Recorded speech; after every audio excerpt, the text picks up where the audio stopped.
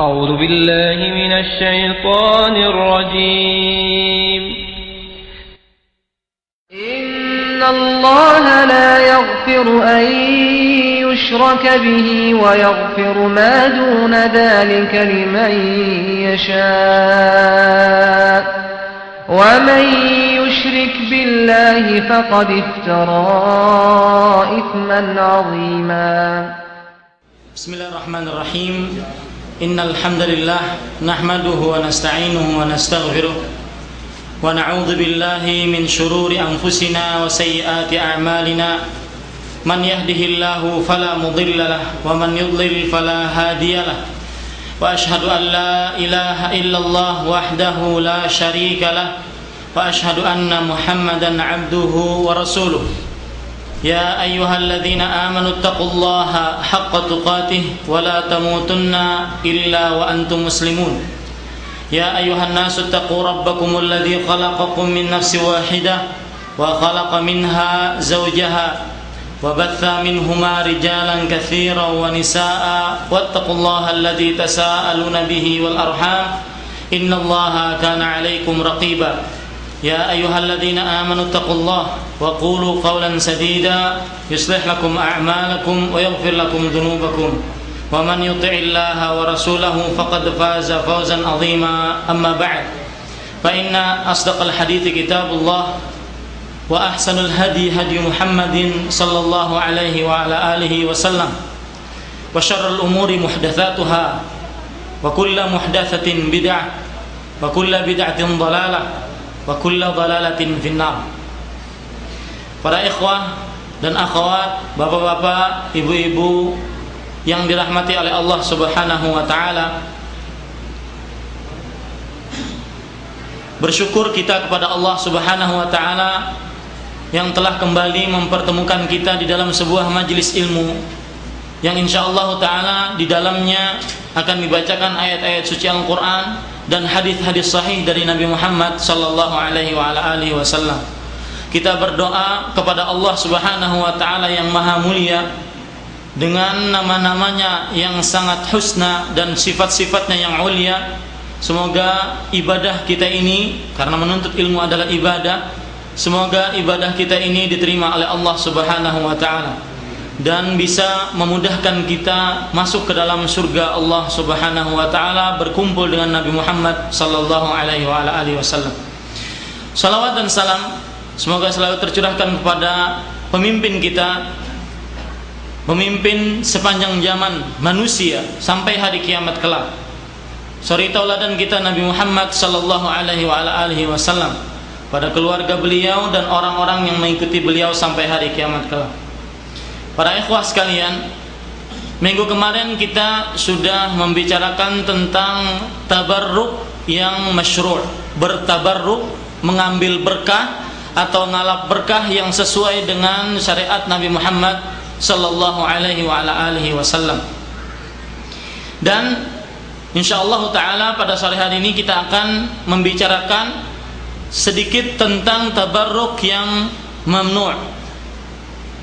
Para ikhwah sekalian, sebelumnya saya ingin membacakan beberapa hadis-hadis Nabi Muhammad sallallahu alaihi wasallam, bagaimana para sahabat Nabi Muhammad sallallahu alaihi wasallam begitu gigihnya bertabarruk dengan zatnya Nabi Muhammad sallallahu alaihi wasallam.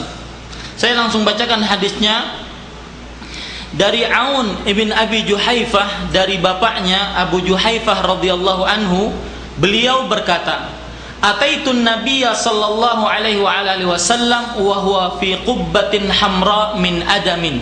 Aku mendatangi Nabi Muhammad sallallahu alaihi wasallam dan beliau di dalam kubah merah yang berasal dari kulit. Wa ra'aitu Bilalan akhadha wudu'an Nabiyya sallallahu alaihi wasallam. Kemudian kata Abu Juhaifah, dan aku melihat Bilal, sahabat Bilal radhiyallahu anhu, mengambil air wudu untuk Nabi Muhammad sallallahu alaihi wasallam. Wan nasu yabtadiruna al-wudu'a, dan manusia pun saling berdesak-desakan untuk berwudu. faman asaba minhu syai'an tamassaha bihi. Barang siapa yang mengambil air yang bisa terkena air daripada air wudu bekas Nabi Muhammad sallallahu alaihi wasallam tadi yang jatuh akibat titikan dari anggota-anggota tubuh Nabi Muhammad sallallahu alaihi wasallam, tamassaha bihi. Mereka mengusapkan dengannya untuk mengambil apa? Berkah Nabi Muhammad sallallahu alaihi wasallam. Wa man lam yusib minhu syai'an akhadha min balali yadi sahibihi. Barang siapa yang tidak mendapatkan air sama sekali dari bekas air wudunya Nabi Muhammad sallallahu alaihi wasallam lagi, itu maka mereka mengambil bekas dari orang yang sudah mendapatkan bekas tersebut. Bekas plus bekas. Hadis ini para ikhwah sekalian menunjukkan bahwasanya para sahabat Nabi Muhammad SAW sangat-sangat gigih sampai mereka berdesak-desakan untuk bertabaruk dengan zat atau dengan bekas zatnya Nabi Muhammad SAW. Dan sudah minggu kemarin kita ketahui bahwasanya al khairu kulluhu biyadillah. Kebaikan itu seluruhnya di tangan Allah Subhanahu wa taala. Cuma Allah kadang-kadang memberikan berkah kepada nabi-nabinya, di antaranya Nabi Muhammad sallallahu alaihi wasallam. Akhirnya orang yang diberikan berkah oleh Allah Subhanahu wa taala mempunyai berkah. Dan kita sudah jelaskan minggu kemarin arti berkah apa? Siapa yang masih ingat? Arti berkah apa? Ziyadatul khair, artinya bertambah kebaikan. Ya, bertambah kebaikan, bertambah keberkahan. Taib, itu dari salah satu contoh. Contoh yang kedua, An Anas bin Malik radhiyallahu anhu. Dari Anas bin Malik radhiyallahu anhu beliau berkata, "Dakhala alaina an-nabiy sallallahu alaihi wa alihi wasallam faqala indana." Kata Anas bin Malik radhiyallahu anhu, Nabi Muhammad sallallahu alaihi wa alihi wasallam berkunjung ke rumah kami. Kemudian beliau tidur siang di rumah kami, yaitu di rumah siapa? Anas bin Malik radhiyallahu anhu.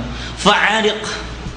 Kemudian beliau berkeringat karena mungkin panas. Ya. Waja'at ummi biqarurah. Datanglah ibuku dengan botol. Ya. Faja'alat taslitul araqa fiha. Kemudian ibuku mengambil meneteskan keringat tadi, dimasukkan kemana? Ke botol tadi. Fastaiqadhan Nabiyya sallallahu alaihi wasallam. Karena begitu, karena dipegang, Nabi Muhammad sallallahu alaihi wasallam bangun, ya. Bukan dipegang berarti Nabi ibunya Anas bin Malik radhiyallahu anhu menahan tetesan keringat Nabi Muhammad sallallahu alaihi wasallam. Bangunlah Nabi Muhammad sallallahu alaihi wasallam kemudian berkata, "Ya Umma Sulaim, wahai Umma Sulaim, ma hadzal ladzi tasna'ina?" Apa yang kamu kerjakan sekarang? Qalat, dijawab oleh Ummu Sulaim, yaitu ibunya Anas bin Malik radhiyallahu anhu, "Hadza araquka naj'aluhu fi tibina wa huwa atyabut tib." Artinya, ini adalah keringat engkau wahai Rasulullah sallallahu alaihi wasallam. Kami masukkan kepada minyak wangi kami dan dia akan menjadi minyak wangi yang paling wangi daripada minyak wangi lainnya sallallahu alaihi wasallam. Hadis ini diriwayatkan oleh Imam Muslim. Mudah-mudahan kita bisa bertemu dengan Nabi Muhammad sallallahu alaihi wasallam.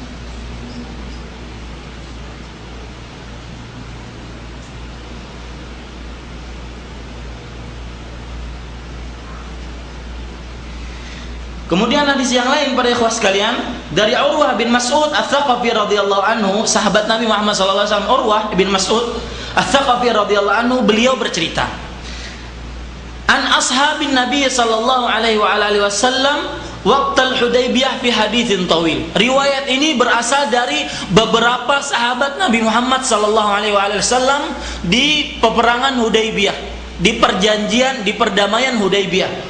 Dan hadisnya panjang. Di dalam hadis tersebut disebutkan, fa wallahi ma tanakhama an-nabiy sallallahu alaihi wasallam nakhamatan illa waqa'at fi kaffi rajulin minhum fadalaka biha wajhahu wa jildahu, akhrajahu al-Bukhari. Maka demi Allah, tidaklah Nabi Muhammad sallallahu alaihi wasallam berdahak, mengeluarkan dahak kecuali dahak tersebut akan ditanai oleh tangan-tangan para sahabat Nabi Muhammad sallallahu alaihi wasallam. Mereka sapukan ke wajah mereka dan mereka sapukan ke kulit-kulit mereka. Ini adalah contoh bagaimana para sahabat Nabi Muhammad sallallahu alaihi wasallam bertabaruk dengan zat yang sangat mulia, Nabi Muhammad sallallahu alaihi wasallam. Diriwayatkan oleh Imam Muslim, Imam Bukhari. Para ikhwah sekalian, itu adalah contoh-contoh yang masyru' di zaman Nabi Muhammad sallallahu alaihi wasallam. Sekarang kita akan sebutkan beberapa hadis yang termasuk daripada tabarruk yang dilarang. Bertabaruk di zaman bertabaruk yang dilarang. Bagaimana? Contohnya kita akan diambilkan dari beberapa riwayat dari para sahabat dan dari hadis Nabi Muhammad sallallahu alaihi wasallam. Salah satu contohnya adalah hadis yang saya sebutkan minggu kemarin. Siapa yang masih ingat? Bertabaruk dengan sebuah apa? Sebuah pohon. Pohon tersebut untuk apa? Untuk menggantungkan senjata, agar dari senjata tersebut mempunyai berkah akibat mendapatkan berkah dari pohon tersebut sebagaimana sangkaan mereka. Ini juga hadisnya diriwayatkan oleh Imam Tirmidzi dan hadisnya sahih. Tetapi Nabi Muhammad SAW langsung pada saat itu pula tidak ada kata pengakhiran di dalam masalah syirik. Para ikhwah, tidak ada kata pengakhiran, ditegaskan, dilarang pada saat itu pula. Padahal mereka adalah orang-orang haditsu ahdin bi kufur, mereka orang-orang yang baru masuk Islam. Tapi ketika berhubungan dengan masalah syirik, maka tidak ada kata-kata nanti baru dijelaskan, nanti kalau sudah sampai ke Madinah dijelaskan, tidak. Pada saat itu pula Nabi Muhammad SAW melarang mereka dengan mengatakan apa? Allahu Akbar, Allah Maha Besar. Perkataan kalian ini seperti perkataannya Bani Israel kepada Nabi Musa alaihissalam, yang mana ketika Bani Israel meminta kepada Nabi Musa alaihissalam, ya Musa ij'al lana ilahan kama lahum aliha, wahai Musa, jadikanlah kami sembahan, bagi kami sembahan sebagaimana orang-orang kafir mempunyai sembahan. Ini sama perkataan kalian, kata Nabi Muhammad SAW kepada para sahabat yang baru masuk Islam. Jadi dalam masalah syirik tidak ada kata-kata nanti, ya. Tetapi dalam masalah fikih, masih ingat ceritanya apa? Seorang badui kan kencing di mana? Di masjid. Nabi Muhammad SAW membiarkan sampai akhir cerita hadis tersebut. Ini menandakan bahwasanya di sana ada, ya, perbedaan tentang sifat Nabi Muhammad SAW di dalam membicarakan masalah syirik dengan di dalam membicarakan masalah hukum-hukum fikih. Tapi para ikhwah sekalian, contoh yang lain juga dari Al-Ma'rur, riwayat dari Al-Ma'rur ibn Suwaid rahimahullah. Ini kejadian setelah Nabi Muhammad SAW meninggal. Al-Ma'rur berkata, kharajna ma'a Umar radhiyallahu an. Kami keluar bersama Umar radhiyallahu an, pemimpin pada saat itu. Karena Nabi sudah meninggal.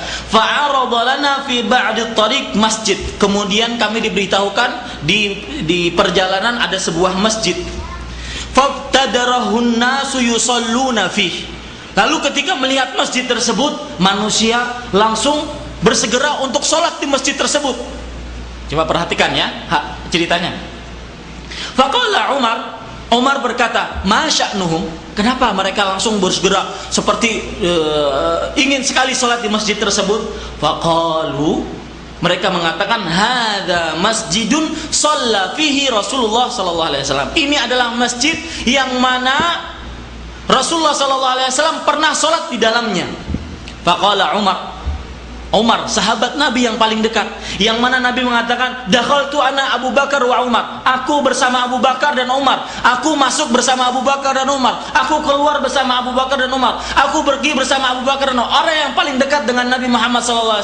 Bagaimana memahami tabarruk? Coba lihat, Umar berkata, ayyuhan nas, manusia, innama halaka man kana qablakum bittiba'ihim mithla hadza hatta ahdathuha bai'an. Artinya, wahai manusia, sesungguhnya orang-orang sebelum kalian dari ahli kitab hancur akibat seperti ini. Apa yang kalian kerjakan sekarang? faman 'aradat lahu fihi salatun falyusalli wa man lam tu'rid lahu fihi salatun falyamdi. Artinya, barang siapa yang ingin sholat di sana silakan sholat. Barang siapa yang enggak mau ingin sholat, jangan memaksakan. Hadis diriwayatkan oleh Abdul Razzaq dan Ibnu Abi Syaibah. Ada yang lebih jelas lagi daripada itu, juga dari Umar bin Khattab radhiyallahu anhu. Hadis yang diriwayatkan oleh Imam Ibnu Abi Syaibah juga. Umar bin Khattab radhiyallahu anhu diberitahukan bahwasanya manusia mendatangi sebuah pohon. Ya, pohon tersebut ternyata adalah pohon yang digunakan oleh Nabi Muhammad SAW ketika baiat Hudaybiyah, ketika baiatur Ridwan di bawah pohon, membaiat para sahabat Nabi di bawah pohon Ridwan. Apa yang dikerjakan oleh Umar bin Khattab radhiyallahu anhu? Kata Umar bin Khattab, ya, potong itu pohon. Fa amara biha faquti'at. Beliau memerintahkan untuk dipotong pohon tersebut. Kenapa? Karena itu tabarruk yang dilarang dalam agama Islam. Buktinya apa? Tidak ada dari para sahabat yang mengerjakannya, sampai Umar bin Khattab radhiyallahu anhu pun sendiri melarang akan bertabarruk seperti itu. Tapi para ikhwas sekalian, kita akan melihat beberapa film, bagaimana orang-orang bertabarruk. Mohon dimatikan ininya. Bertabarruk dengan kuburan-kuburan yang dianggap kuburan keramat. Bismillahirrahmanirrahim. A'udzu biqanati an-nur al-fadhiliyyah al-'alamiyah. Inna an-nasa yamutuna 'ala ash-shirk. فحق الناس علينا أن نحميهم من النار ومن غضب الله بجعلهم إلى المنهج السببي. هل ترضون بهذا الإسلام إخواني المسلمين؟ قال أفتعبدون من دون الله ما لا ينفعكم شيئا ولا يضركم أف لكم ولما تعبدون من دون الله أفلا تعقلون؟ هل ترضون بهذا الإسلام إخواني وما كنا لنهتدي لولا أن هدانا الله. المجالس غير الشرعية، التوسل بغير الله كالأموات وطلب المساعدة منه، الدعوة لزيارة الأماكن التي لم يأمر بها رسول الله صلى الله عليه وسلم كقبور بعض الصالحين. Mohon maaf kepada ibu-ibu, mungkin bisa dibuka tapi pakai hijab semua. Buka hijab semua sampai matanya nggak kelihatan, nggak apa-apa, itunya dibuka. قد أضلت المسلمين في جميع أنحاء العالم أكثر مما أضلت القنوات الغربية، لأن القنوات الغربية تعرف شكل المسلمين على صفة الجهال والضالين على التلفاز. أما هذه القنوات الداعية إلى الإسلام فتعرف شكل المسلمين كعباد القبور والمشركين.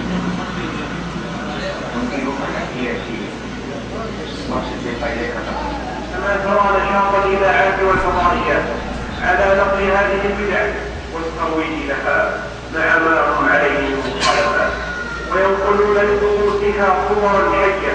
Peringatan malam nisfu Sya'ban. Ibu-ibu yang melihat mohon ditutup mukanya, ya. إذا شارك فيها المحجوبون على العلم والعلماء فليتق الله من كان موضع اقتداء ألا يكون فتنة للمسلمين. الآن نحيي باسم الإسلام. هل تحبون مثل هذا؟ Melihat ini orang sujud tadi seperti orang Hindu dan Buddha. وأن تتأثر به أسرنا ونحن لا نشعر. انظروا هذا الفيلم المبني على الشرك والبدع. Coba lihat dia sujud sampai sujud. يدخل الإنسان بها في النار خالدا فيه. أليس عندهم علم بأن السجود لغير الله يخرج الإنسان عن الإسلام وأنه عمل شركي غير إسلامي؟ نحن لا نخالف تلفازا ولا قضائيا، ولكن عندما نشاهد اختيارهم طريقا غير طريق الحق. Itu contoh daripada tabarruk tadi. memegang kuburan. نشاهد نشرهم أعمالا شركية فإننا مضطرون إلى إخراج اسم القناة التي تعمل غير الحق والعدل والتي تشتغل في نشر الشرك والبدع لكي لا تتأثر بها الأسرة المسلمة لأن في ظاهرها منظرا جميلا وفي داخلها سما قاتلا مهلكا. Para ikhwah sekalian, tadi adalah contoh-contoh potret kaum muslimin yang mereka di film pertama kita melihat bagaimana mereka melakukan tabarruk dengan kuburan. Itu yang akan kita bahas sebagian daripada pembahasan kita pada sore hari ini. Para ikhwah sekalian,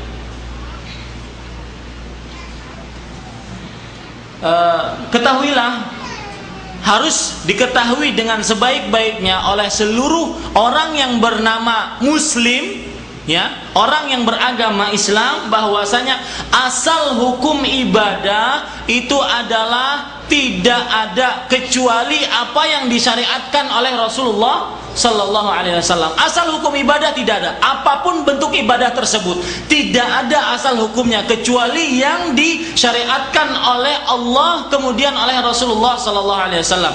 Meskipun akal kita mengatakan itu baik, tetap itu tidak boleh dikerjakan. Kenapa? Karena asal hukum ibadah itu asalnya tidak ada.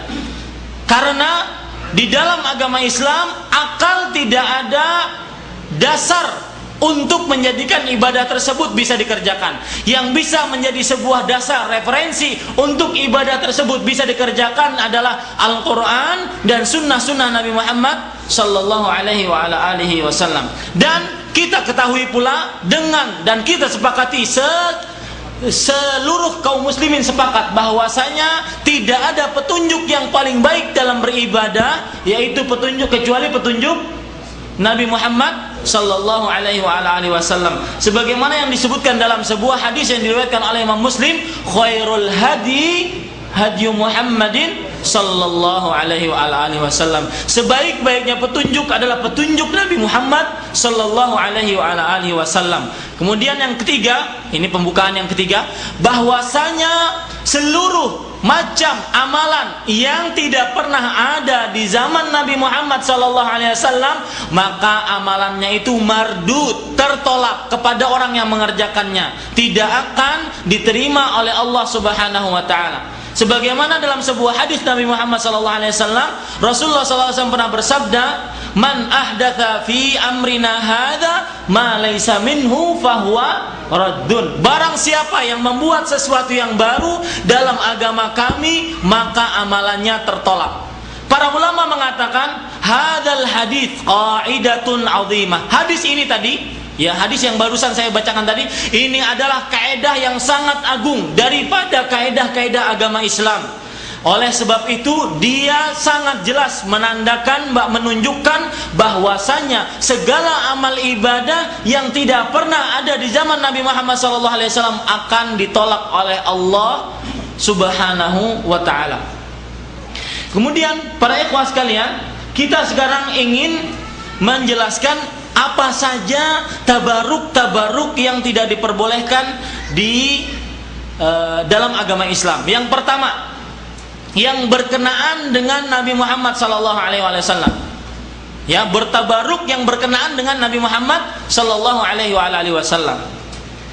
Dan sebelum kita memasuk contoh-contohnya, perlu kaum muslimin ingat, yang melihat pengajian ini dan mendengar pengajian ini, perlu kaum muslimin ingat bahwasanya ketika kita membicarakan ini, sama sekali demi Allah tidak ada perasaan kita untuk merendahkan kedudukan Nabi Muhammad Sallallahu Alaihi Wasallam. Tetapi ini bahkan untuk menjaga hak-hak Nabi Muhammad Sallallahu Alaihi Wasallam. Pertama, bertabaruk dengan kuburan Nabi Muhammad Sallallahu Alaihi Wasallam.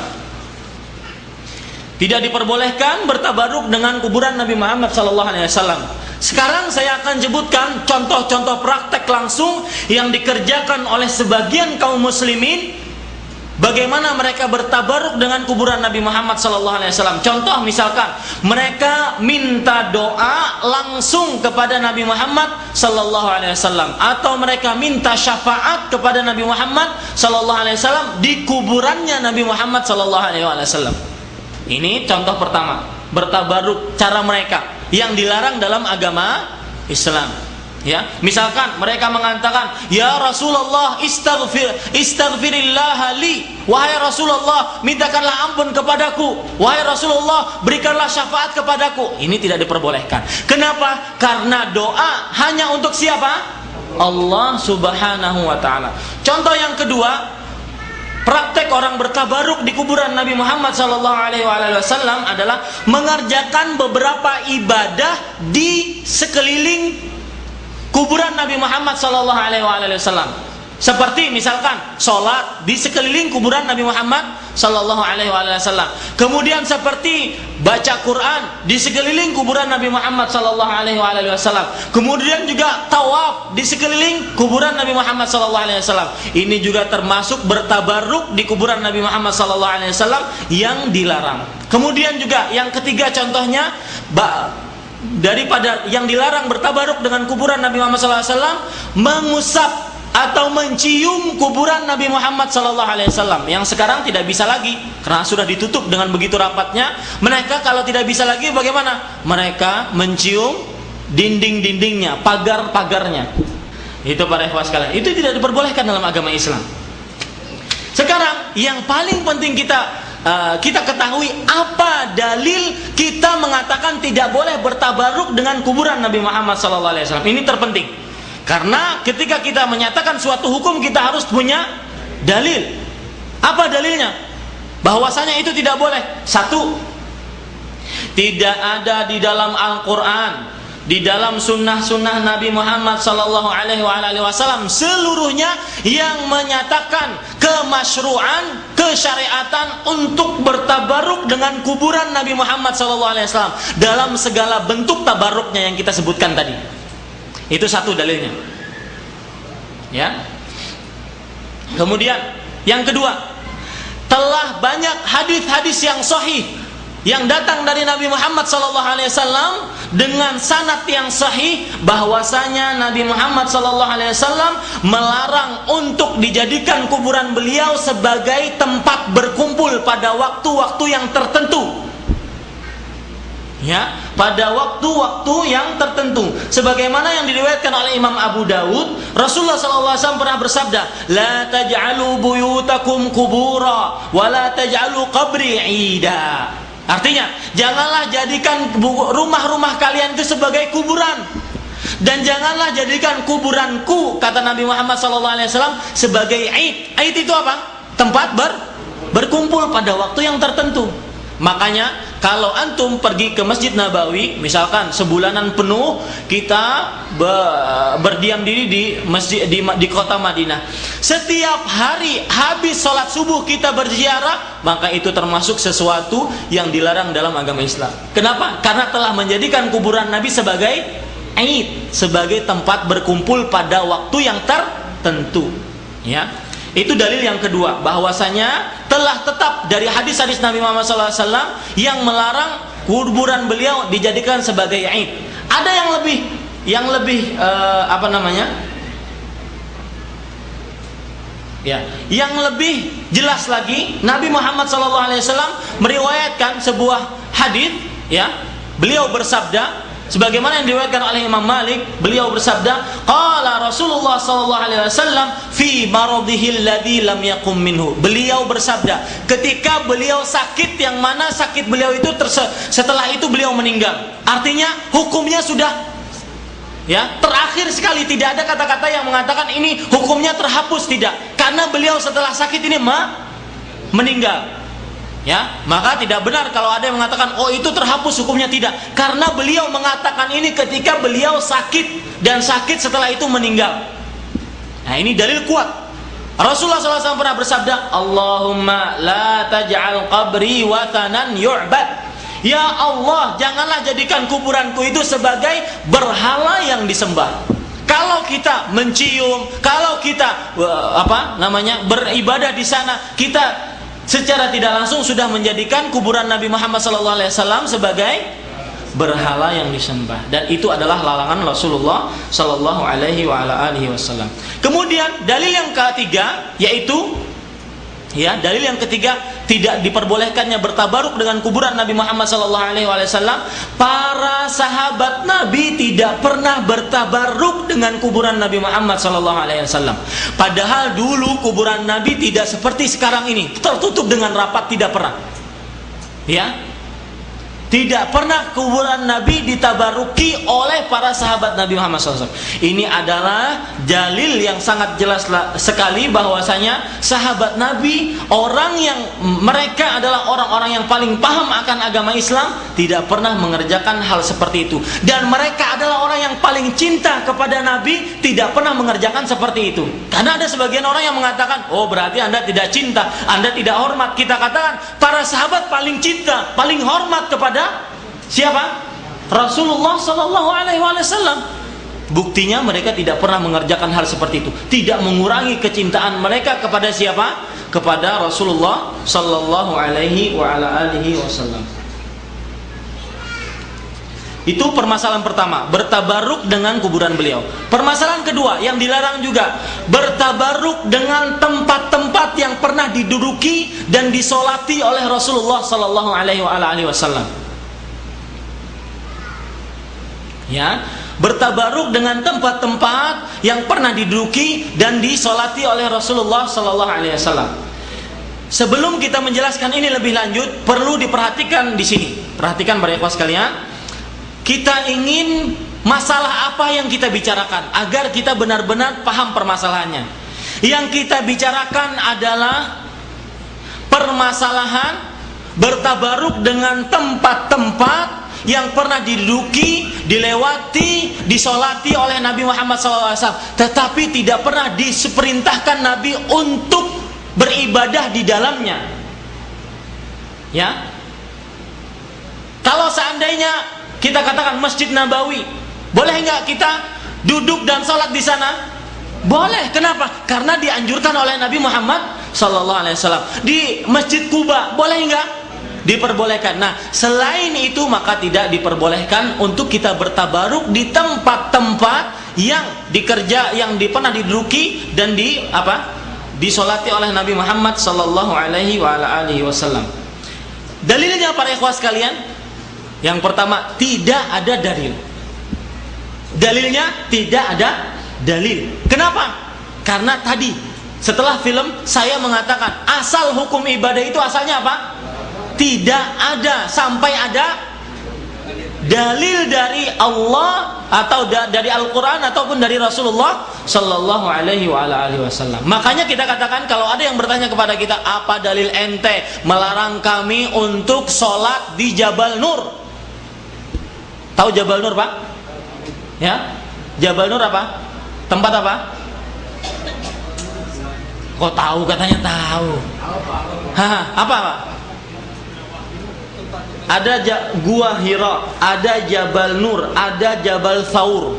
3 di Mekah ini semuanya. Gua Hira adalah tempat,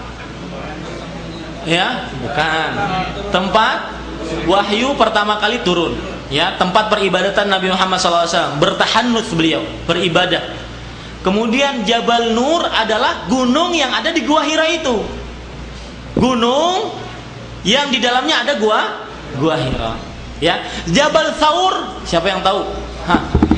Tempat persembunyian sebelum hijrahnya Nabi Muhammad SAW. Beliau 3 hari di situ, beliau bersembunyi sebelum beliau pindah ke kota Madinah. Di dalam perjalanan hijrahnya Nabi Muhammad SAW, kata dia, orang ini, kenapa ente larang kami beribadah? Kami naik ke Gunung Thaur di sana.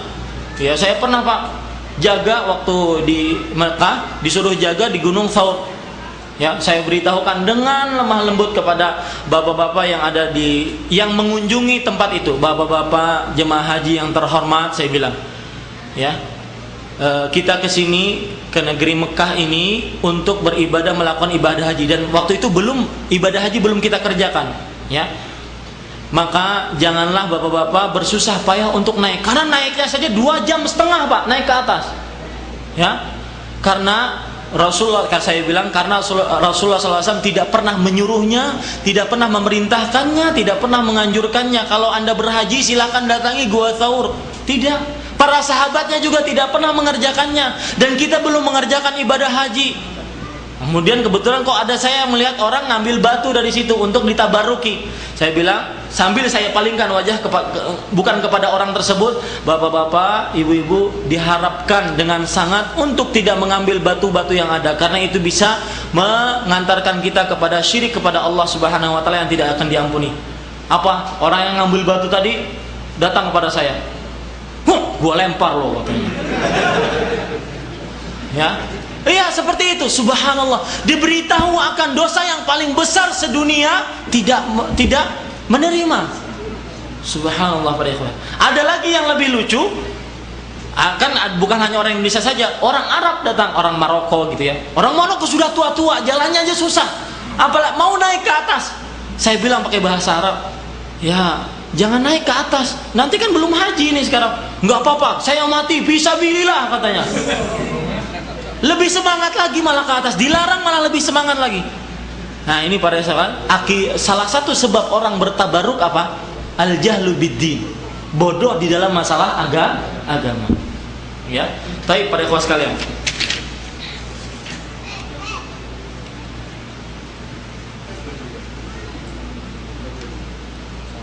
Kemudian dalil kita yang kedua, kenapa kita tidak boleh bertabaruk dengan bekas-bekas Rasulullah SAW, bekas sholat beliau, bekas duduk beliau, karena para sahabat Nabi radhiyallahu anhum melarang, sebagaimana yang dikerjakan oleh siapa? Masih ingat riwayatnya? Umar bin Khattab. Benar-benar betul perkataan ulama, afatul ilmi an-nisyan. Bencananya ilmu itu lupa. Baru tadi sebelum film. Ya. Siapa? Umar bin Khattab radhiyallahu anhu. Baik para ikhwan sekalian,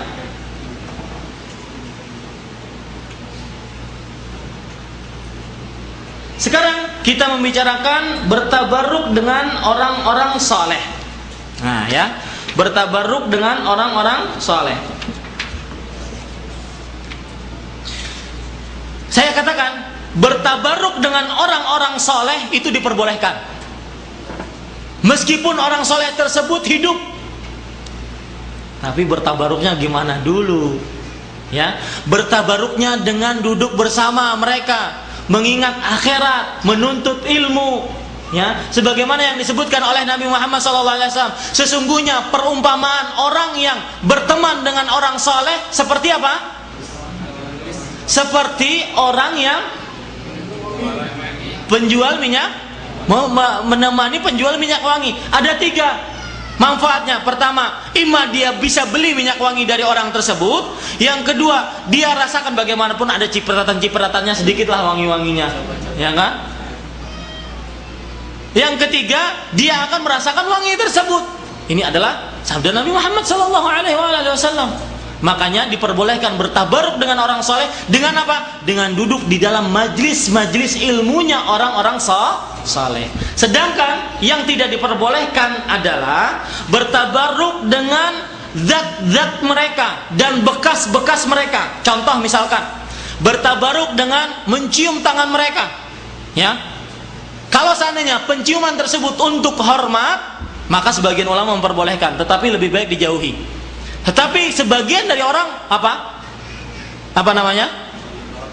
Mengambil berkah. Karena arti tabaruk adalah talabul barakah bil wasitah, mengambil berkah dengan alat perantara. Ya. Nah, di sini ada permasalahan yang kemarin kita singgung sedikit. Kenapa sebagian ulama, bukan hanya orang awam, memperbolehkan bertabaruk dengan orang soleh? Karena kata mereka, kalau para sahabat Nabi Muhammad SAW radhiyallahu anhum ajmain memperbolehkan bertabaruk dengan zatnya Nabi Muhammad SAW, dengan badannya, dengan dahaknya, dengan bekas wudhu beliau, dengan rambut beliau, maka bisa dikiaskan orang soleh dengan Rasulullah Sallallahu Alaihi Wasallam. Kita katakan kias Anda kiasun ma'al fariq, kias dengan sesuatu yang kosong. Sekarang orang sering sekali mengkias, main kias aja. Ya, di hukum kias itu ada, Pak. Yang kita dapatkan dari usul fiqh. Kias dengan sesuatu yang kosong. Kenapa? Sangat jauh bedanya antara nabi dengan orang soleh. Apa perbedaannya? Ya memang sama-sama soleh. Kesolehannya sama enggak? Jelas tidak sama. Ya, Nabi Muhammad SAW dijamin masuk surga, dan orang yang paling pertama masuk surga Anda. Dapat karcis nggak? Ada legalitas nggak untuk masuk surga? Nggak ada. Jadi beda sekali. Ya, para ikhwah sekalian. Kemudian kalau Anda berkata seperti itu, berarti saya juga bisa mengatakan Anda boleh bertabaruk dengan rambut-rambut orang-orang soleh yang ada di salon-salon. Karena semua Anda, ya semua